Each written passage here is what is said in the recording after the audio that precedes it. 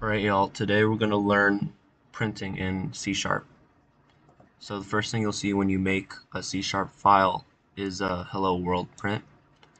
And I'll break this down. So basically what it does is it prints something into the console. And it takes in the string, which is what it'll print. So if I press play, this is the console right here. And then you can see it just printed it out. So you'll notice how it says write, like write makes sense, right? Because you're just writing out whatever the string this is, right? But then why is there a line here? It's because after it prints this out on the console, it goes to the next line. So the cursor was probably here, and then I just moved to the next line here.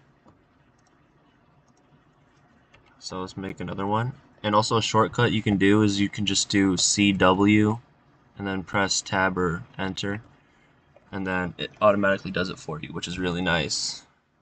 That's IntelliSense, by the way. And so like here, let me just write something like hi, and as you can see, it's on the next line. So this right line, after it printed this out, it moved to the next line, and then it printed this out, and then moved to the next line. So as you can see here, do the next one, which is just console.write. So after this is printed out, it won't go to the next line. It'll just keep on going on this. So you'll see here. So it wrote hello world, and then it didn't go to the next line, right? Because there's no line here.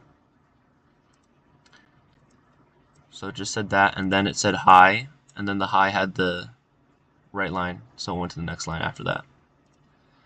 So that's the basics for right line. You can have nothing here, and all it would do is it would create a space. Like it would go to the next line basically. So if you had two big chunks of code or big chunks of text, you could just put that in the middle, and it'll oh shoot, what did I do? And it will like be a divider.